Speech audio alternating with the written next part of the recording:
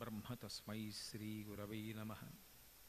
వాగర్ధావివ సంపృక్తౌ వాగర్ధ ప్రతిపత్తయే జగతః పితరౌ వందే పార్వతీ పరమేశ్వరౌ. హరి ఓం.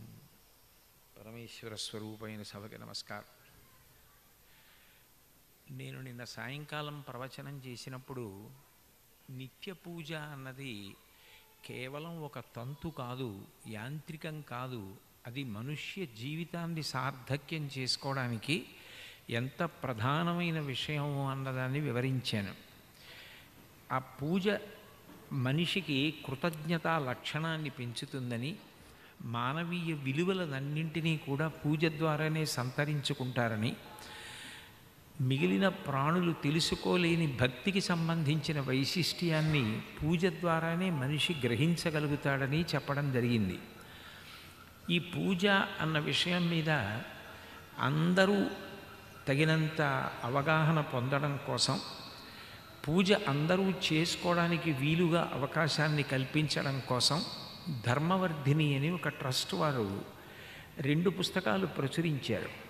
ఆ 2 పుస్తకాలు ప్రచురించినప్పుడు వారు నన్ను సంప్రదించి అందరికీ అందుబాటులోకి రావడానికి వీలుగా, అందున ఒక్కొక్క తిథి గురించి చెప్పినప్పుడు కానీ, ఆ పూజ చేసుకుంటున్నప్పుడు కానీ వారికి ఉన్న సమయాన్ని బట్టి వారు పూజ చేసుకోవడానికి వీలుగా తేలికగా ఉండేటట్టుగా దాన్ని సంకలనం చేయవలసింది అని అడిగితే, అందులో నేను నాకు తోచిన వరకు సహాయం చేయడం జరిగింది.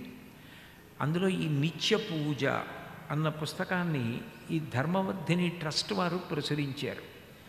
ఈ పుస్తకాన్ని మీరు పరిశీలిస్తే అసలు పూజ చేసుకోవడం గురించి చాలా తేలికైనటువంటి విధానాన్ని, అవకాశాన్ని బట్టి ఎట్లా చేసుకోవచ్చు అన్న విషయాన్ని వారు ఇందులో పొందుపరచారు. మీరు ఈ పుస్తకం చూస్తే మొట్టమొదట గురు ప్రార్థనతో ప్రారంభం అవుతుంది. యథార్థానికి అసలు భగవంతుడన్నవాడు ఒకడు ఉన్నాడని, ఆయనతో మనకి సంబంధం ఉందని, 84 లక్షల జీవరాశులలో ఏ ఇతర ప్రాణి తెలుసుకోలేదు, కేవలం మనుష్యుడు మాత్రమే తెలుసుకోగలడు. కాబట్టి తత్సంబంధమైన జ్ఞానములు ఇచ్చేటటువంటి వాడు గురువు. కాబట్టి మొట్టమొదట గురు ప్రార్థనతో ప్రారంభం కావాలి పూజ. అందుకే ముందు గురు ప్రార్థన ప్రచురించారు. గురుర్బ్రహ్మ గురుర్విష్ణు గురుర్దేవో మహేశ్వర గురు సాక్షాత్ పరం బ్రహ్మ తస్మై శ్రీగురవై నమః. గురువే బ్రహ్మ, గురువే విష్ణువు, గురువే శివుడు, 3 మూర్తుల సమాహార స్వరూపమైనటువంటి ఆ పరబ్రహ్మస్వరూపమైన గురువుకు నమస్కరించుతున్నాను. పరబ్రహ్మం మన మాంసచక్షువుతో చూడడానికి వీలుగా మన కళ్ళ ముందు తిరగదు. ఈ కంటితో మనం పరబ్రహ్మాన్ని చూడలేం. కానీ ఈ కంటితో చూడడానికి వీలైన పరబ్రహ్మస్వరూపమే గురువు. కరచరణాదులతో తిరుగుతూ ఉంటారు. కాబట్టి అటువంటి గురువు సృష్టికర్త ఎట్లా అయ్యారు అంటే, పూర్వం అసలు భక్తి అంటే ఏమిటో తెలియనప్పుడు, భగవంతుడు అంటే ఏమిటో తెలియనప్పుడు, మనుష్య జన్మ యొక్క సార్థక్యత ఏమిటో తెలియనప్పుడు, మొట్టమొదటిసారి గురువుగారే తన వాక్కుల ద్వారా భగవంతుడి గురించి చెప్పి లోపల భక్తి సృష్టింపబడడానికి, ఏర్పడడానికి కారణమయ్యారు. కాబట్టి గురువు బ్రహ్మ. ఆ భక్తికి ఉద్ధాన పతనములు ఉంటాయి. భక్తి ప్రధానంగా దేని మీద ఆధారపడుతుంది అంటే సత్సంగం మీద. మీరు ఎంత మంచి వ్యక్తులతో కలిసి తిరుగుతున్నారో, ఎన్ని మంచి పుస్తకాలు చదువుతూ ఉంటారో, ఎన్ని మంచి విషయములలో మీ దృష్టి పెడుతూ ఉంటారో భక్తి అంత పెరుగుతూ ఉంటుంది. మీరు ఎంత అక్కరలేని వారితో సహవాసం చేస్తారో, లౌకికమైన విషయముల యందు విశేషానురక్తి కలిగి ఉన్న వారితో మీరు ఎంత సంగం పొందుతారో, దుష్ట స్వభావం ఉన్న వాళ్లతో ఎంత కలుస్తారో, దాని ప్రభావం భక్తికి అంత దూరం చేస్తుంది. భక్తిని బాగా ప్రభావితం చేసే అంశం మనం ఎవరితో కూడి ఉంటామో అన్నదాన్ని బట్టి ఉంటుంది. అప్పుడు భక్తిలో కూడా ఒక్కొక్కసారి పెరగడం తరగడం, ఒక్కొక్కసారి ఏదో కష్టం వచ్చినప్పుడు భగవంతుడు నాకేం చేశాడని భగవంతుణ్ణి విస్మరించాలన్న ఆలోచన కలగడం జరుగుతాయి. కానీ మళ్ళీ ఆ భక్తి పడిపోకుండా, పతనమైపోకుండా పొదివి పట్టి కాపాడేటటువంటి వాడు గురువే. అందుకే గురువే విష్ణువు స్థితికర్త. చిట్ట చివర ఆ జ్ఞానమును ఆధారం చేసుకొని ఇక మళ్ళీ పుట్టవలసిన అవసరాన్ని పోగొట్టేటటువంటి పునర్జన్మరాహిత్యమైన మోక్షస్థితిని కల్పించగలిగిన వాడు గురువే కాబట్టి గురువే శివుడు. కాబట్టి బ్రహ్మ విష్ణువు శివుడు అయినటువంటి గురువు గారికి ముందు నమస్కారం చేసి మొదలుపెట్టాలి. ప్రాచీన దేవాలయాల్ని చూసినట్టయితే అంతరాలయంలో దీపం ఒక్కటే వెలుగుతూ ఉంటుంది, విద్యుత్ దీపాలు ఉండవు. కేవలం నూనె దీపం కానీ నీతి దీపం కానీ వెలుగుతూ ఉంటుంది. ఆ దీపం వెలుగులో భగవంతుణ్ణి చూస్తాం. నిజానికి ఆ దీపం గురువుగారు. గురువుగారి వాక్కులు అన్న వెలుగులో భగవంతుడు కనపడుతూ ఉంటాడు. అందుకని ముందు గురువుగారికి ప్రార్థన చేసి పూజ ప్రారంభం చెయ్యాలి. అందుకని గురు ప్రార్థనతో మొదలుపెట్టారు. తర్వాత వినాయక ప్రార్థన.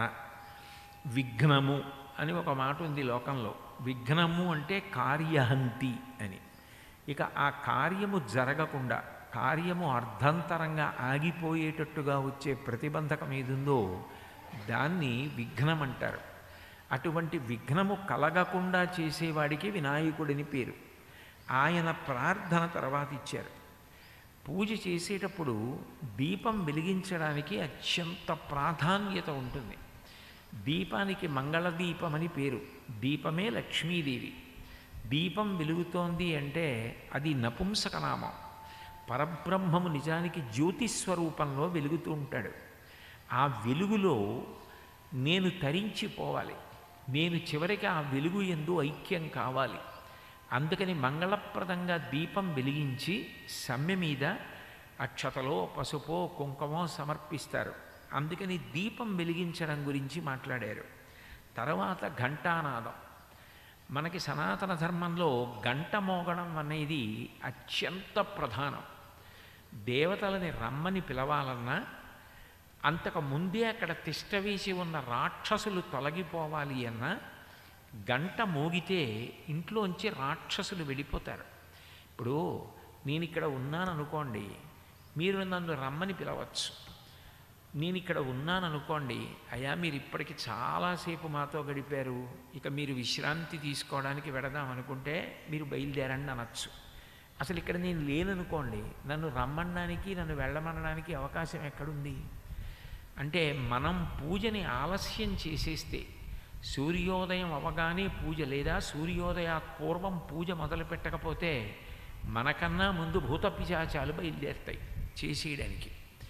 అందుకని మాకు మీతో విరోధం లేదు, మీరు వెళ్ళిపోండి, మేము పూజ చేసుకోవాలనుకుంటున్నాం అని చెప్పడానికి ఉత్తిష్టంతు భూత పిశాచాః ఏతే భూమి భారకాః, మీరు భూమికి బరువు, మాకు మీతో విరోధం లేదు, మేము పూజ చేసుకోవాలనుకుంటున్నాం, మీరు ఇక్కడి నుంచి వెళ్ళిపోండి అని గంట మోగిస్తే అవి వెళ్ళిపోతాయి. అందుకని ఆగమార్థంతు దేవానాం, దేవతల్ని రమ్మని పిలవడానికి, గమనార్థంతు రక్షసాం, రాక్షసుల్ని వెళ్ళిపోమ్మని చెప్పడానికి కురు ఘంటారవంతత్ర, గంట వాయించండి, దేవతాహ్వాన లాంఛనం, దేవతల్ని పిలవడానికి అది కారణమై ఉన్నది. అందుకని ఘంటానాదం చేస్తారు. తర్వాత ఆచమనం చేయడం. ఆచమనీయము అంటే స్థూల సూక్ష్మ కారణ శరీరములు అనేటటువంటి మూడిటిలో కలిగిన తాపములను చల్లార్చడానికి 3 సార్లు మినపగింజ ములిగినంత నీరు, అమృత మార్గం అంటారు. బొటనవేలు తీసుకెళ్ళి పొడుగ్గా ఉండే వేలు మొదటి భాగంలో పెట్టి చూపుడు వేలు పైన నొక్కితే ఏర్పడే మార్గాన్ని అమృత మార్గం అంటారు. గింజ ములగడానికి ఎంత నీరు పడుతుందో అంత నీరు మాత్రమే పోసుకొని చప్పుడు అవ్వకుండా చేతి చివరి భాగాన్ని కింది పెదవికి ఆంచి లోపలికి తీసుకుంటారు. 3 మాటలు 3 నామములతో తీసుకుంటారు. దాన్ని ఆచమనీయం చేశాడు అంటారు. తద్వారా ముందు శరీరమునందు శాంతి కల్పిస్తారు. అది ప్రారంభం చేసి కేశవాయ స్వాహ, నారాయణాయ స్వాహ, మాధవాయ స్వాహ అన్న 3 నామాలతో ఆచమనం చేసి అప్పుడు ఇక్కడ ఉన్నటువంటి భూత పిశాచములు వెళ్ళిపోతే మేము పూజ చేసుకుంటాం అని చెప్పడానికి ఉత్తిష్టంతో భూత పిశాచాహ అని ప్రాణాయామం చేసి పూజ మొదలు పెడతారు. ప్రాణాయామం చేస్తే మనసు స్థిరంగా నిలబడుతుంది. అలా మనసు స్థిరంగా నిలబడితేనే పూజ పూర్తవుతుంది. అలా నిలబడడానికి ఊపిరిని నియంత్రించడానికి ప్రాణాయామం చేస్తారు. ఆ ప్రాణాయామం చేసిన తర్వాత దేశకాల సంకీర్తనం అంటారు. దేశకాల సంకీర్తనం అంటే నేను ఇప్పుడు ఎక్కడున్నాను, ఏ నదుల మధ్యలో ఉన్నాను, ఏ రోజున పూజ చేస్తున్నాను, ఆ రోజు చాంద్రమానంలో ఏ ఆయన నడుస్తోంది, అప్పుడు ఏ తిథి ప్రకాశిస్తోంది, నేను ఏ గోత్రానికి సంబంధించిన వాణ్ణి, ఈ విషయాలు చెప్పి అప్పుడు ఈశ్వరుణ్ణి ధర్మార్థకామ మోక్షముల కొరకు నా దగ్గర ఉన్న పదార్థంతో నేను నీకు పూజ చేస్తున్నాను అని నీళ్లు ముట్టుకుంటారు. అంటే సంకల్పం చేశాడు అని గుర్తు. ఆ సంకల్పం చేయడానికి ఏది చేస్తారో దాన్ని ఇక్కడ వివరించారు. సంభవితా ప్రకారేణ యావచ్చక్తి ధ్యానావాహనాది షోడశోపచార పూజాం కరిష్యే. అది రోజు తిథి మారిపోతుంది కాబట్టి సంవత్సరాన్ని, నెలని, తిథిని, పక్షాన్ని రాయలేరు. అందుకని అవి మీరు చెప్పుకోవాలి అన్న ఉద్దేశ్యంతో అక్కడ చోటు ఉంచారు. పూజ చేసేటప్పుడు లౌకిక జలములు అంటారు. మన నూతిలోంచో ఎక్కడి నుంచో తెచ్చిన జలాలతో ఈశ్వరుడికి చెయ్యరు. మనం ఆచమనం చేసిన పాత్ర ఉంటుంది, అది ఎంగిలవుతుంది. మనం అందులో నీళ్లు ఎప్పుడైతే కొన్ని తాగామో ఆ మిగిలిన నీళ్లు ఎంగిలి. ఆ ఎంగిలి నీళ్లతో ఈశ్వరుడికి పూజ చేయకూడదు. అందుకని ఆచమన పాత్ర పక్కన పెట్టేసి వేరొక పాత్ర కలశ అంటారు, దాంట్లో నిండా నీళ్లు తీసుకుని అందులో గంధ, అక్షత, పుష్ప మూడిటిని వేసి ఒక మంత్రం చెప్తారు. శబ్దము అత్యంత ప్రధానం. ఆ శబ్దము వలన నదులన్నీ కూడా అందులోకి ప్రవేశించి కలశలోకి కలశజనములు పవిత్రమవుతాయి. దానికి ఆ కలశ పూజ చేసేటప్పుడు గంగే చ యమునే చైవ గోదావరి సరస్వతి నర్మదే సింధు కావేరి జలేస్మిన్ సన్నిధింకురు. ఈ నదులన్నీ ఈ నీటి యందు ప్రవేశించుగాక అని అడుగుతారు. అప్పుడు ఆ కలశ జలములు ఏవైతే ఉన్నాయో ఆ కలశలో ఉన్నటువంటి జలములతోటే ఈశ్వరార్చన చేస్తారు తప్ప ఆచమన పాత్రలో జలాలు ఇక ఉపయోగించకూడదు పూజలో. మొదలుపెట్టి ఇందులో మీరు ఈ పుస్తకంలో ఈ పూజా విధానాన్ని పరిశీలిస్తే మీకు ఒక విషయం కనపడుతుంది. ఇందులో 16 ఉపచారములు, షోడశోపచారములు అంటారు. అది ప్రధానం. ఎక్కడైనా ఏ ఇంట్లోనైనా ఎప్పుడో తప్ప పంచోపచారములతో ముగించకూడదు. నిన్న నేను చెప్పిన గంధపుష్ప ధూప దీప నైవేద్యములన్న పంచోపచారములు ఏ ఉన్నాయో అవి ప్రధానంగా ఈశ్వరుడి యొక్క ఉపకారాన్ని, 5 జ్ఞానేంద్రియములకు సంబంధించిన విషయాల్ని వివరిస్తాయి. 16 ఉపచారములతో పూజ చేస్తారు. చంద్రుడికి ఎట్లా అయితే 16 కళల చేత పూర్ణుడవుతాడో 16 ఉపచారముల చేత మనం కూడా పూర్ణత్వాన్ని పొందాలి అని. అందులో మొట్టమొదటి నుంచి మీరు పరిశీలిస్తే పూజ అనేటటువంటి దాంట్లో అత్యంత ప్రధానమైనది సమయం. సమయపాలన అన్నది తెలియాలి. అసలు పూజ అన్నది ఎప్పుడు చెయ్యాలి అన్న దాని మీద అవగాహన ఉండాలి. సూర్యోదయాత్ పూర్వమే పూజకి ఉపక్రమించాలి. సూర్యుడు ప్రత్యక్షమైనటువంటి పరబ్రహ్మస్వరూపం. ఆయన రాకముందు పూజ ప్రారంభం కావాలి యథార్థానికి. ఒక్కొక్కసారి ప్రతిరోజు 16 ఉపచారములతోటి పూజ చేయడానికి అవకాశం లేకపోవచ్చు. ఎందుకనంటే ఎంత 16 ఉపచారములతో చేయడానికి తొందరగా లేచి కూర్చుని పూజ చెయ్యాలని ఉత్సాహం ఉన్నా ఒక్కొక్క రోజున మనిషి అన్న తర్వాత ఏదో ఒత్తిడి ఏర్పడుతుంది. అనుకోకుండా ఎక్కడికో అకస్మాత్తుగా వెళ్ళవలసి ఉంటుంది. అప్పుడు అంత సమయం ఉండదు. యాంత్రికంగా గడగడ చదివి పూజ చేయమని చెప్పలేదు. అందుకే మీరు ఈ పుస్తకాన్ని గమనిస్తే ఇందులో మహావిష్ణు పూజ, శివ పూజ అని 2 పూజల కింద విభాగం చేశారు. మొట్టమొదట ధ్యానం, తర్వాత ఆవాహనం. ఆవాహనం అన్న దగ్గర మీరు పరిశీలిస్తే సహస్రశీర్ష పురుష సహస్రాక్ష సహస్రపాత్ స భూమిం విశ్వతో వృత్వా అత్యతిష్టబ్దశాంగులం హిరణ్యవర్ణాం హరిణీం సువర్ణరజతస్రజాం చంద్రాం హిరణ్మయీం లక్ష్మీం జాతవేదో మమావహ. మంత్రం చెప్పగలిగిన సమర్థత ఉందనుకోండి, అది స్వరంతో నేర్చుకుని ఉన్నవాళ్ళైతే మంత్రం చెప్తారు.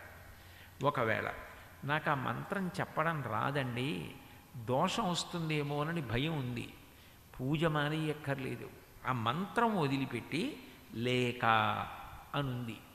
అప్పుడు దానికి బదులుగా ఏం చేస్తారంటే ఈ శ్లోకం చెప్తారు. మేఘశ్యామం పీతకౌశేయవాసం శ్రీవత్సాంకం కౌస్తుభోద్భాసితాంగం పుణ్యోపేతం పుండరీకాయతాక్షం విష్ణుం వందే సర్వలోకైకనాథం. శ్రీలక్ష్మీనారాయణాభ్యాం నమః ఆవాహయామి అంటారు. ఒకవేళ ఏదైనా కారణం చేత అది చెప్పడానికి కూడా అవకాశం లేదు, ఏదో ఒంట్లో బాగులేదనుకోండి, కొంచెం జ్వరం ఉంది, ఆ జ్వరం కారణం చేత ఆ శ్లోకం చెప్పడానికి తగినంత సమయం కూడా లేదనుకోండి, అప్పుడు శ్రీ లక్ష్మీనారాయణాభ్యాం నమః ఆవాహయామి అంటాడు. ఏం తప్పు లేదు. అయితే ప్రతిరోజు సమయం లేదండి అనకూడదు. మిగిలిన వాటికన్నిటికీ భోజనానికి సమయం ఉంది, ఫలహారానికి సమయం ఉంది, పడుకోవడానికి సమయం ఉంది, దినపత్రిక చదవడానికి సమయం ఉంది, పూజకి సమయం ఎందుకు ఉండదు? దానికి తగినట్టుగా మనకున్నటువంటి కాలాన్ని చక్కగా సర్దుకోవడం అలవాటైతే తప్పకుండా సమయం ఉంటుంది. ఏ కారణం చేతనైనా అకస్మాత్తుగా ఎవరికో ఒంట్లో బాగోలేదు, వైద్యశాలకు వెళ్ళాలి, లేదు ప్రయాణం చెయ్యవలసి ఉంది, తగినంత సమయం లేదు, అప్పుడు శ్రీ లక్ష్మీనారాయణాభ్యాం నమః ఆవాహయామి, తప్పేం లేదు, అట్లా చెప్పచ్చు. చెప్పి పూజ చేసుకోవచ్చు. అంటే మీకు ఉన్న సమయాన్ని బట్టి సమర్థతని బట్టి ఎదగడానికి అవకాశం కల్పించారు. కింద నుంచి పైకి వెళ్ళచ్చు. మొట్టమొదట్లో పూజ చేసేటప్పుడు ఈ పుస్తకాన్ని దగ్గర పెట్టుకొని శ్రీ లక్ష్మీనారాయణాభ్యాం నమః ఆవాహయామి అంటూ మొదలుపెట్టారు. మెల్లిమెల్లిగా నేర్చుకోవడానికి శ్లోకాలే కాబట్టి మీరు ఎప్పుడైనా కూర్చుని ఇంట్లో సాధన చేసుకోవచ్చు.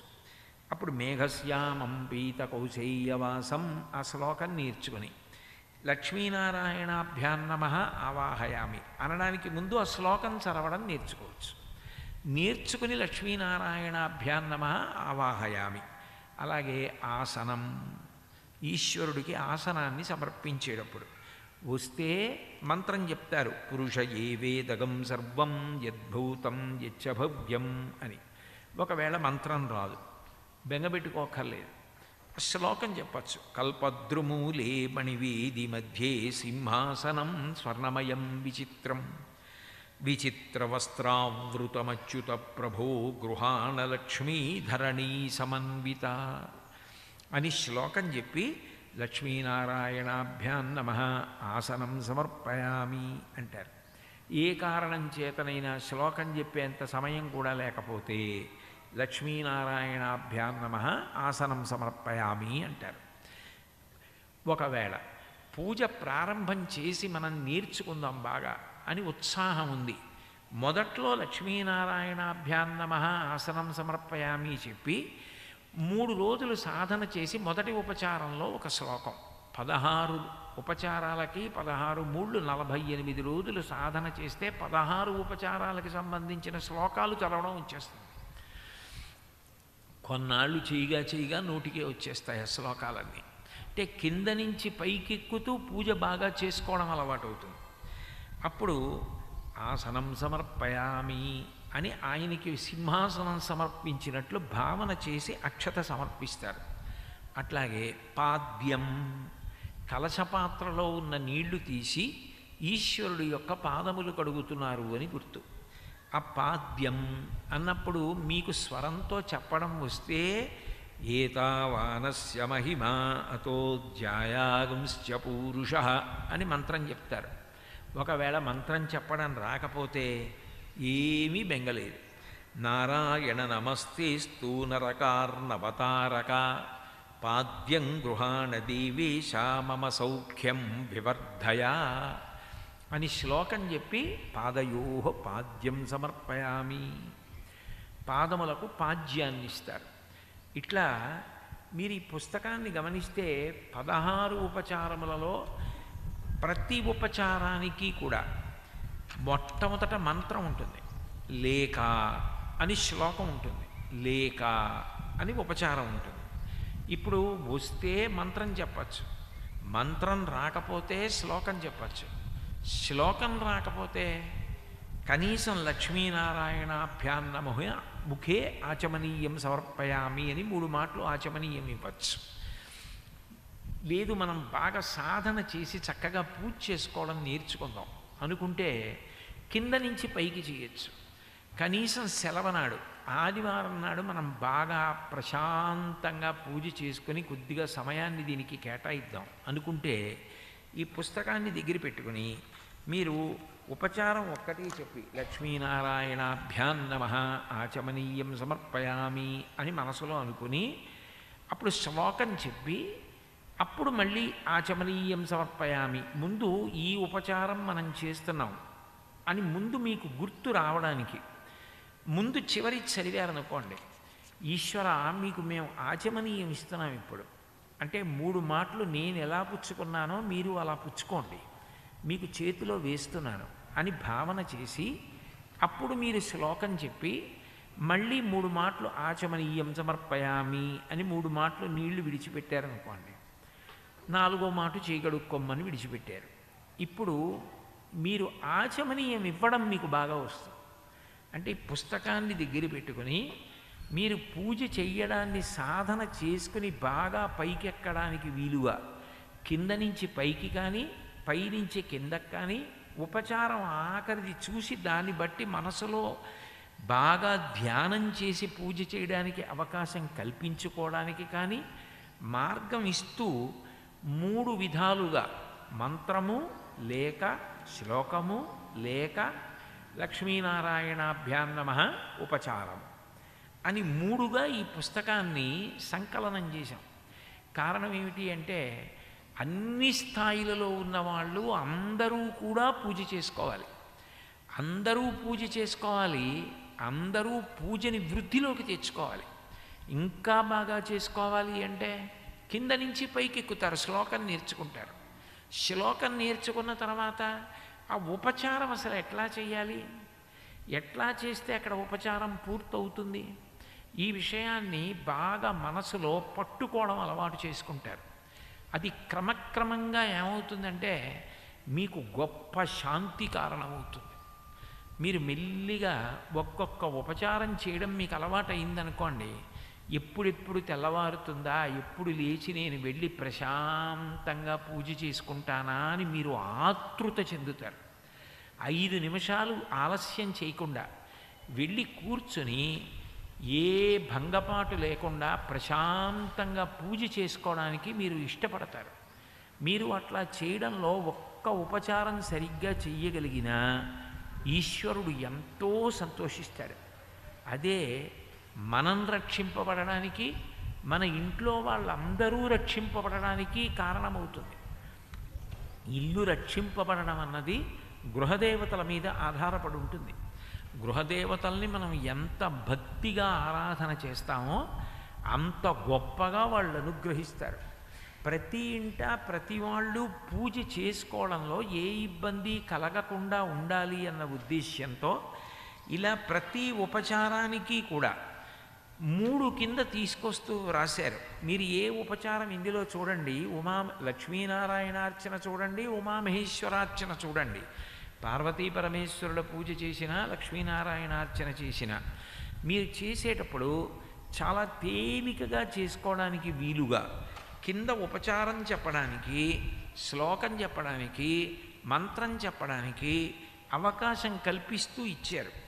ఇందులో మీరు గమనిస్తే పుష్పపూజ 10వ ఉపచారం దగ్గరికి వచ్చేటప్పటికి చామంతిక వకుళ చంపక పాటలాబ్జ పున్నాగజాజికర వీర రసాల పుష్పై బిల్వ ప్రవాళ తులసీదళ మల్లికాభి ప్రసీద జగదీశ్వర పూజయామి. ఈశ్వర, నేను ఈ పువ్వులతో మిమ్మల్ని పూజ చేస్తున్నాను. 108 నామాలు ఇచ్చారు. నిజానికి పూజలో చెయ్యవలసింది ఏంటంటే ఒక్కొక్క దేవతకి ఒక్కొక్క లక్షణం ఉంటుంది, ఒక్కొక్క అంకె చేత తత్వం ప్రతిపాదింపబడుతుంది. శివుడు ఉన్నాడు అనుకోండి, శివుడి యొక్క తత్వం అంతా 8 అంకె చేత ప్రతిపాదింపబడుతుంది. అందుకే అష్టమూర్తి తత్వము అంటారు. 8 అంకె చేత ఆయన ప్రతిపాదింపబడతాడు. 108 నామములు చెప్పి పూజ చెయ్యాలి కనీసం. మీకు ఏ కారణం చేతనో 108 నామాలు చెప్పడానికి అవకాశం కలగలేదు. కలగకపోతే ఏం చేస్తారంటే 8 నామాలు చెప్తారు. భవాయ దేవాయ నమః, శర్వాయ దేవాయ నమః, ఈశానాయ దేవాయ నమః, పశుపతే దేవాయ నమః, రుద్రాయ దేవాయ నమః, ఉగ్రాయ దేవాయ నమః, భీమాయ దేవాయ నమః, మహతే దేవాయ నమః అయిపోయింది. ఒకవేళ మీకు 8 నామాలు రావు, ఇందులో ఉన్నటువంటి నామాల్లో 8 చెప్పినా సరిపోతుంది. శివార్చన చేసేటప్పుడు 8. అది విష్ణువుకి చేస్తున్నారనుకోండి, షోడశ 16 నామాలు చెప్పాలి. మీరు గణపతికి చేస్తున్నారనుకోండి, ఆయనకి కూడా 16. సుముఖశ్చైకదంతశ్చ కపిలో గజకర్ణకః లంబోదరశ్చ వికటో విఘ్నరాజో గణాధిపః ధూమకేతుర్గణాధ్యక్ష బాలచంద్రో గజాననః వక్రతుండ శూర్పకర్ణో హేరంబ స్కందపూర్వజ షోడశైతాని నామాని యప్పటే శృణుయాదపి విద్యారంభే వివాహీ చ ప్రవేశే నిర్గమే తథా సంగ్రామీ సర్వకార్యేషు విఘ్నస్తస్య నజాయతే. విఘ్నేశ్వరుడు పూజ చేస్తూ 108 నామాలతో చేస్తున్నప్పుడు సమయం లేకపోతే 16 చేస్తారు. అమ్మవారికైనా 8 నామాలతో చేస్తారు సమయం లేనప్పుడు. కాదండి, నేను 16 నామాలు చెప్పకుండా నాకు 1000 నామాలు చెప్పిన ఫలితం రావాలి అన్నారనుకోండి, అప్పుడు రామ రామ రామ అని 3 మాటలు అన్నా కూడా విష్ణు సహస్రం చెప్పేసినట్టే. అందుకే శ్రీరామ రామ రామేతి రమే రామే మనోరమే సహస్రనామ తత్తుల్యం రామనామ వరాననే. సంస్కృత భాష మర్యాద ఏమిటంటే అక్షరాలు అంకెల్లోకి తర్జుమా చేస్తారు. రా 2 మా 5, రామ రామ రామ 2 × 5 × 2 × 5 × 2 × 5 2 5 10 10 2 20 25 100 100 2 200 205 1000 సహస్రనామ తత్తుల్యం రామనామ వరాననే. అయితే అది ఎప్పుడో మరీ సమయం లేనప్పుడు చేసేటటువంటి ప్రయోగం. విష్ణు సహస్రనామం చదువుకోవాలి. లేదు, కనీసం ఇందులో ఉన్న 108 నామాలు చెయ్యాలి. ఆ పరవశం ఉందనుకోండి, ఒక్కరోజు వారానికి మనం బాగా పూజ చేసుకుందాం అనిపించింది అనుకోండి, కాస్త 1 గంట మనం సమయం కేటాయించుకుందాం. ఏ పని పెట్టుకోవద్దు. మనని మన పిల్లల్ని కాపాడుతున్న భగవంతుడికి మనసారా పూజ చేసుకుందాం అనిపిస్తే 1000 నామాలు చదువుకుంటారు ఆ రోజున. కనీసం 108 నామాలు. 108 నామాలు కూడా ఖాళీ లేదు అంటే శివుడి విషయంలో అయితే 8 నామాలు, విష్ణువు విషయంలో అయితే 16 నామాలు. వీటితో పూజ చేస్తారు. అందుకని ప్రధానంగా శివ సంబంధంగా విష్ణు సంబంధంగా ఇచ్చారు. ఎందుకనంటే విష్ణు సంబంధమైనప్పుడు ఏమవుతుందంటే అది తిథితో సంబంధం లేకుండా కృష్ణాష్టమి అన్న మీరు ఈ నామాలతో చేసేయచ్చు, రాముడికి ఆ నామాలతో చేసేయచ్చు. మీకు అవకాశం ఉండి పుస్తకాలు ఉంటే అక్కడ వరకు ఉపచారాలన్నీ అలాగే చేసి నామాల దగ్గరికి వచ్చేటప్పటికి రాముడి నామాలు చెప్పుకోవచ్చు, వెంకటేశ్వరుడి నామాలు చెప్పుకోవచ్చు. అంతా పూజ అంతే. సీతారామార్చన మహంకరిష్యే అది మారుతుంది. మిగిలిన ఉపచారాలన్నీ అంతే. లక్ష్మీనారాయణాభ్యాం నమః ఆచమనీయం సమర్పయామికి సీతారామాభ్యాం నమః ఆచమనీయం సమర్పయామి అంటారు. మీరు ఏ తిథి నాడు ఏ పూజ చేసుకోవాలన్నా పేరు మార్చుకోవడం అంతే. అది ఎలా జరుగుతుంది చెప్పడం కోసమే లక్ష్మీనారాయణ అర్చన ముందిచ్చి పార్వతీ పరమేశ్వరార్చన పక్కనిచ్చారు. అంటే ఇట్లాగే మీరు ఏ పూజ చేసినా మార్చుకోవచ్చు సుమా అని చెప్పడం కోసం. అట్లాగే ఇందులో కొన్ని ప్రధానమైనటువంటి విషయాల్ని అందించారు. మీరు చూస్తే పూజ పూర్తయిపోయిన తర్వాత చేసేటటువంటి కొన్ని ముఖ్యమైన విషయాల గురించి మాట్లాడారు. ఆత్మ ప్రదక్షిణం దేంతో చెయ్యాలి, ఏ శ్లోకంతో ఆత్మ ప్రదక్షిణం చెయ్యాలి, అట్లాగే రాజోపచారాలు చేసినప్పుడు ఛత్రం ధారయామి, స్వామివారికి గొడుగు పడతారు. మీ దగ్గర గొడుగు లేదనుకోండి, పెద్ద గొడుగు కాదు చిన్న గొడుగు ఉంటుంది, అది లేదనుకోండి ఓ పువ్వు పట్టుకుంటారు. చామరం జయామి, చామరం లేదనుకోండి పువ్వుతోటి ఆయనకి విసురుతూ చామరం వేస్తున్నాను అని భావన పొందుతారు. నృత్యం దర్శయామి, మనసులో మీరే నాట్యం చేస్తున్నట్టు. గీతం శ్రావయామి పాట, వాద్యం ఘోషయామి గంట వాయించినా చాలు. రాజోపచారములు అంటారు.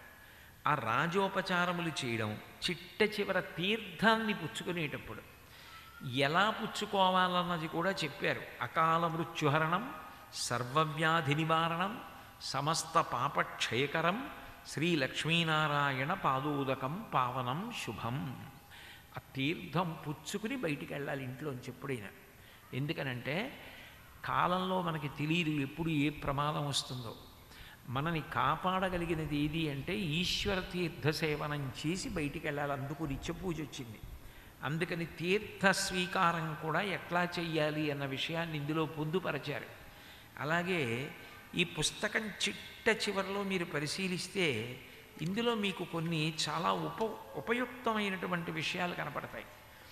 పూజ విషయమున ప్రత్యేక విషయములు ఇవి ఊహతోటో అర్థం పర్థం లేకుండా ఏదో బుర్రకి తోచినవో వ్రాయబడినవి కావు. ఇవన్నీ కూడా సాధికారకమైనటువంటి గ్రంథములలోంచి సేకరించి సంకలనం చేశారు. మంచి రూపము, మంచి వాసన, తెల్లతనము కలిగి ముళ్ళు లేని చెట్ల నుండి, తీగల నుండి పువ్వులు గ్రహించి పూజించుట ఉత్తమము. తామరలు, జాజులు, తులసీదళములు దేవతలకు చాలా ప్రియమైనవి. 365 రోజులు కూడా జాజిపూల పూజ అంత గొప్పది. ఈశ్వరార్చన చేసేటప్పుడు జాజి పువ్వుకి అంత ప్రఖ్యాతి ఉంది. అలాగే తామర పూలు, తులసీదళాలు, ఈశ్వరుడికి మారేడు దళాలు. అట్లాగే కర్పూర ధూపం, గుగ్గిలం ధూపాలుగా చాలా మంచివి. ఏవి పడితే అది వెయ్యడం కాదు. ఈశ్వరుడికి వేసేటప్పుడు కర్పూర ధూపం, గుగ్గిలంతో రోజు ధూపం వేస్తే సూక్ష్మాంగ జీవులు కూడా నశిస్తాయి. ఇప్పటికీ కాకినాడలో మా గోశాలలో పూజ జరిగితే గుగ్గిలంతోటే ధూపం వేస్తాం. కాబట్టి గుగ్గిలంతో ధూపం, తగిన ధూపం వేసిన కర్త పుష్టిని ఆయువుని పొందుతాడు. ఆయుర్దాయం పెరగాలి అంటే ఈశ్వరుడికి తగినటువంటి ధూపాన్ని సమర్పిస్తూ ఉండాలి. అలాగే దీపం పెట్టినప్పుడు జ్వాల సరిపోయేటట్టుగా ఉండడానికి తగిన వత్తిని, దానికి సంబంధించిన పత్తిని వాడాలి. అలాగే బాటలోని చావడి, దేవాలయం, కొండ పైభాగం, గోశాల, మఠ ప్రాంగణం, దీపం వెలిగించడానికి మంచి ప్రదేశాలు. ప్రతి ఇంట్లోనూ దీపం వెలగాలి. అవి కాకుండా ఎప్పుడైనా ఎక్కడికైనా వెళ్ళినప్పుడు మంచి మంచి రోజుల్లో ఎక్కడ దీపం పెడితే మనకి ఈశ్వర కృప కలుగుతుంది అంటే దీపం పెట్టవలసిన మంచి ప్రదేశాలు ఏమిటి అన్నది ఇక్కడ చెప్పారు. ఇవన్నీ భీష్మాచార్యుల వారు చెప్పిన విషయాలు. అట్లాగే ఆవు నెయ్యి, నువ్వుల నూనె చాలా శ్రేష్టము. గేదె, మేక, గొర్రె మొదలగు వాని నీతులు కూడా వాడవచ్చు. దీపదానము చాలా చాలా గొప్పది. నువ్వుల పిండి, పెరుగు, పాలు, మంచి సువాసనగా గల వస్తువులు నైవేద్యంగా దేవతలకు ప్రీతిపాత్రము. భీష్మాచార్యులు వారు చెప్తారు చాలా గొప్ప నైవేద్యం ఏమిటంటే చిమ్మిలి. నువ్వుల పప్పు, బెల్లం కలిపి నూరి నైవేద్యం పెట్టి ప్రసాదంగా ఇంట్లో వాళ్ళు తీసుకుంటే ఈశ్వరుడి యొక్క కృప కలుగుతుంది అని. చాలా గొప్ప నైవేద్యం చిమ్మిలి నైవేద్యం. అట్లాగే పంచబిల్వాలతో శివుడికి పూజ చేస్తారు. అసలు పంచబిల్వాలు ఒక ప్రాంగణంలో ఉండి చూస్తే చాలు. కాకినాడ మా గోశాలలో ఈ 5 కూడా మహావృక్షాల కింద ఉంటాయి. ప్రతి మాస శివరాత్రి నాడు ఈ పంచబిల్వాలతో ప్రదోషంలో శివుడికి పూజ చేస్తాం. అవి వావిలి, మారేడు, పెద్ద ఉసిరి, తులసి, నిమ్మ, ఈ 5 పంచబిల్వాలంటారు. పంచబిల్వమితి ఖ్యాతం అని బిల్వాష్టోత్తర శతనామ స్తోత్రంలో ఉంటుంది. 5 బిల్వాలతోటి శివుణ్ణి పూజ చేయడం అంత గొప్ప విశేషం. ఐశ్వర్య ప్రాప్తికి పంచబిల్వ పూజ చేస్తారు. అట్లాగే పంచబిల్వాలు, తుమ్మిపూలు ఇవి శివార్చనకి చాలా గొప్పవి. చెరువులు త్రవ్వించి అన్ని ఋతువులలో నీరు లభించేటట్లు చేసిన వారు, చెట్లు నాటిన వారు ఎన్నో యాగాలను చేసిన పుణ్యాన్ని పొందుతారు. చెట్టు నాటడం, నీళ్లు పోయడం, పువ్వులు బోలెడిని పువ్వులు పూచేటట్టు చేయడం, దండలు కట్టడం, ఈశ్వరుడికి సమర్పించడం, ఇవన్నీ చాలా గొప్ప విషయాలు. ఇది నేనేదో గొప్ప కోసం చెప్పట్లేదు. ఇప్పటికీ మా రామలింగేశ్వరరావు గారికి వాళ్ళకి తెలుసు. కాకినాడలో మా గోశాలలో అంగుళం చోటుంటే మొక్కేసి కార్యకర్తలు 2 పూట్ల నీళ్లు పోసి రంగురంగుల పువ్వులు ప్రతిరోజు ఇంచుమించు ఒక 60-70 కిలోల పువ్వులు పూస్తాయి. పంచబిల్వాలు అవన్నీ రంగురంగుల దండలు కడతారు. ఏ అతిథులు వచ్చినా బయట నుంచి తీసుకొచ్చి దండ వేయరు. ప్రాంగణంలో ఉన్న పువ్వులు కోసి కార్యకర్తలే అంత అందమైన దండలు కడతారు. కట్టి వచ్చిన అతిథులకి దండలు వేస్తారు. భగవన్మూర్తులందరికీ దండలు వేస్తారు. ధరించడానికి వీలుగా ప్రాంగణాన్ని వాడాలి. పంచబిల్వాలు ఉంటాయి. ఆ బిల్వాలన్నీ సమీకరించి శివార్చన చేస్తారు. బిల్వాలతో మాల కడతారు. గరిక వనం ఉంటుంది. గరిక కోసి విఘ్నేశ్వరుడికి దండలు కడతారు. అలాగే అన్నదానం చేసిన వారు ప్రాణదాత సర్వస్వదాత అవుతున్నారు. ఎందుకనంటే ఒక వ్యక్తి ప్రాణం దేని మీద నిలబడుతుంది అంటే అన్నం మీద ఆధారపడుతుంది. నేనున్నాను అనుకోండి, సాయంకాలం ప్రవచనం చెయ్యాలి అంటే మధ్యాహ్నం భోజనం చెయ్యాలి. తెలిసో తెలియకో ఎవరో నాకు మధ్యాహ్నం భోజనం వ్యవస్థ చేశారు. నేను భోజనం చేశాను. నాకేం అవసరం? నేనేం డబ్బుల కోసం వచ్చి ప్రవచనాలు చేయను. ఎక్కడ నేను భోజనం చెయ్యాలి అంటే ఇష్టపడి ప్రవచనం చేయడానికి వస్తే కదూ భోజనం చేయడం. అప్పుడు నా ప్రాణం నిలబడడానికి భోజనం పెట్టిన వాళ్ళు ఎవరో వాళ్ళు నా ప్రాణాలని నిలబెట్టారు అని ఫలితం ఇస్తారు. అది నా విషయంలోనే కాదు, ఎవరికైనా వాళ్ళు ప్రాణదానం చేశారు అన్న ఫలితం రావాలి అంటే అంత ప్రేమతో భోజనం పెడతారు. అట్లాగే భోజనం పెట్టడం చేత ఆ వ్యక్తికి బలం నిలబడుతుంది. ఆయన సాయంకాలం ప్రవచనం ఒకటే చేస్తాను అన్నం తింటే. ఆ రోజు రాత్రి నిద్రపోవడం, మర్నాటి శక్తి అన్నీ కూడా దాని మీదే ఆధారపడ్డాయి. అందుకని సర్వస్వదాత, ఆయన ఇవ్వనిది లేదు. ఇప్పుడు నేను ఇక్కడ క్షేమంగా ఉంటే మా ఆవిడ సంతోషంగా ఉంటుంది, మా పిల్లలు సంతోషంగా ఉంటారు, నా శిష్యులు సంతోషంగా ఉంటారు, నా బంధువులు సంతోషంగా ఉంటారు. ఇప్పుడు నేను క్షేమంగా ఉన్న కారణం చేత ఇంతమంది సంతోషానికి ఈయన కారణమయ్యాడు అని వేస్తారు. అన్నదానం అంత గొప్పది. అది ఎందుకు గొప్పదో భీష్ముడు దాని కారణాలన్నీ చెప్తాడు భారతంలో. వాటినన్నింటినీ చాలా సులభం చేసి ఇక్కడ వ్రాయడం జరిగింది. గోవులకు గ్రాసం పెట్టడం వలన విశేష పుణ్యం కలుగుతుంది. ఇది ఎక్కడుంది అని అనుమానం రాకుండా ఉండడానికి ఇక్కడ రాశారు. సంభ అంటే సంస్కృత భారతము అని. సంస్కృత భారతంలో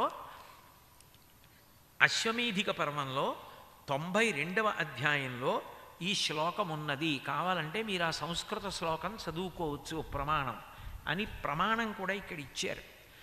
గోవుకి గ్రాసం పెడితే ఆ రోజున ఆ వ్యక్తి హోమం చేశాడు అని వేస్తారు. గౌర్వారగ్నిహోత్రం అని. గోవు అగ్నిహోత్రం అంటే వంట చేసుకోవడానికి పనికొస్తుందా అండి అని కాదు. అగ్నిహోత్రంలో మీరు హవిస్సిస్తే ఆ రోజున హోమం చేసిన ఫలితం ఎలా వస్తుందో, గోవుకి మీరు గడ్డి పెట్టారనుకోండి, గ్రాసం పెడితే మీరు ఆ రోజున హోమం చేశారని ఫలితం. మీరు నవధాన్యాలు గోవుకి పెట్టారనుకోండి, నవగ్రహాలకి హోమం చేసి నవధాన్యాలు పెట్టినట్టు. అందుకే అది పెట్టేటప్పుడు కొన్ని శ్లోకాలు ఉంటాయి. ఆ శ్లోకాలు చదివి పెడతారు గోవులన్నింటికీ మా గోశాలలో ప్రతిరోజు కూడా. ఆ నవగ్రహాలు కూడా ఎంతో సంతోషించడానికి తేలిక మార్గం గోవుకి గ్రాసం పెట్టడం. ఆ గోగ్రాసం పెట్టడం ఎంత గొప్పది ఇక్కడ ఈ విషయాన్ని చెప్పారు. ఉదయం సాయంత్రం నిద్రపోయేటప్పుడు, నిద్ర లేచినప్పుడు గోవును కీర్తించడం అలవాటు చేసుకోవాలి. తద్వారా జనులు పుష్టిని పొందవచ్చు. ఇది సంస్కృత భారతంలో ఉంది. 78వ అధ్యాయంలో అనుశాసనిక పర్వంలో ఉంది ఈ విషయం. మీరు కావాలంటే ఆ సంస్కృత శ్లోకాలు చూసుకోవచ్చు. ఇది అబద్ధాలు కావుస్మా అని చెప్పడానికి అక్కడ ప్రమాణాన్ని కూడా ఇచ్చారు. ఎందుకనంటే సంస్కృత భారతంలో భీష్మాచార్యుల వారే అంటారు, సాయం ప్రాతర్నమస్యేచ్ఛ గాస్తత పుష్టిమాప్నుయాత్ అని. ప్రతిరోజు సాయంకాలము, రాత్రి, ఉదయము నాకీర్తయిత్వా గాసుప్యాత్ తాసాం సంస్మృత్యచోత్పతీత్ అని. ఒక్కసారి గోవుని తలుచుకొని, గోవు చేసే ఉపకారం తలుచుకొని నిద్రపోవాలి. నిద్ర లేస్తూనే ఒక్కసారి గోవు యొక్క పృష్ఠభాగాన్ని స్మరించాలి. అట్లా ఎవడు స్మరిస్తున్నాడో వాడికి గోవులు పుష్టినిస్తాయి, పుష్టినిచ్చి కాపాడుతుంటాయి.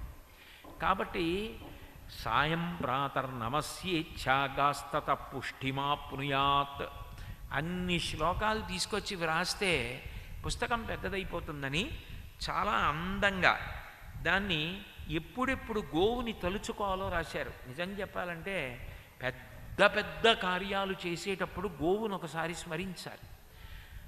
తలంబ్రాలు పోసుకునేటప్పుడు కపిలాన్ స్మారయంతు అని ఒక మంత్రం ఉంటుంది.